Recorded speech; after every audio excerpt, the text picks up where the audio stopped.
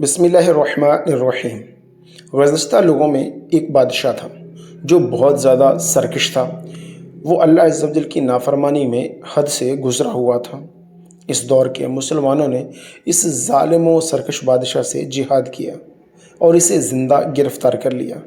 اب اس کو قتل کرنے کے لیے مختلف قسم کی سزائیں تجویز کی جانے لگیں۔ بالآخر یہ طے پایا کہ اسے ایک تانبے کی بڑی دیگ میں کسی اونچی جگہ پر رکھا جائے اور اس کے نیچے آگ جلا دی جائے تاکہ یہ یکدم مرنے کی بجائے تڑپ تڑپ کر مرے اور اس ظالم کو اس کے ظلم کی پوری سزا ملے۔ چنانچہ انہوں نے ایسا ہی کیا اور اسے تانبے کی دیگ میں رکھ کر نیچے آگ جلا دی۔ وہ بادشاہ بہت گھبرایا اور اپنے جھوٹے خداؤں کو باری باری پکارنا شروع کر دیا اور کہنے لگا، اے میرے معبودو، میں ہمیشہ تمہاری عبادت کرتا رہا، تمہیں سجدے کرتا رہا، اب مجھے اس دردناک عذاب سے بچاؤ۔ اسی طرح باری باری اس نے تمام جھوٹے خداؤں کو پکارا، لیکن اس کا پکارنا رائے نہ گیا، کیونکہ وہ تو خود اپنی حفاظت کے محتاج تھے، اس کی کیا حفاظت کرتے۔ بالآخر وہ اپنے جھوٹے خداؤں سے مایوس ہو گیا اور اس نے اپنا چہرہ آسمان کی طرف اٹھایا اور اپنے خالق حقیقی عز و جل کی طرف صدقے دل سے متوجہ ہوا اور لا الہ الا اللہ کی صدائیں بلند کرنے لگا اور گڑ گڑا کر سچے دل سے اللہ عز و جل کو پکارنے لگا۔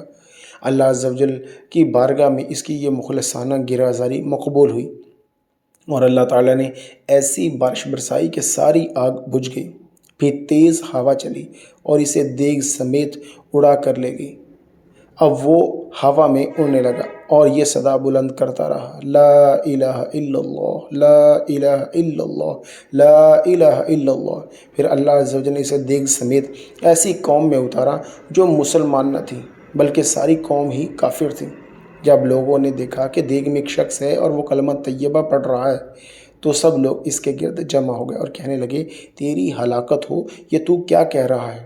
بادشاہ نے کہا، میں فلاں ملک کا بادشاہ ہوں اور میرے ساتھ یہ واقعہ پیش آیا ہے۔ جب لوگوں نے بادشاہ کا قصہ سنا تو سب کے سب کلمہ پڑھ کر مسلمان ہو گئے اور معبود حقیقی عز و جل کی عبادت کرنا شروع کر دی۔ تو دوستو، امید ہے آپ کو آج کی یہ ویڈیو پسند آئی ہوگی۔ اگر ویڈیو اچھی لگے لائک اور شیئر ضرور کریں۔ چینل کو سبسکرائب نہیں کیا تو چینل کو سبسکرائب بھی کر لیجئے۔ ملتے ہیں اگلی ویڈیو میں، تب تک کے لیے اللہ حافظ۔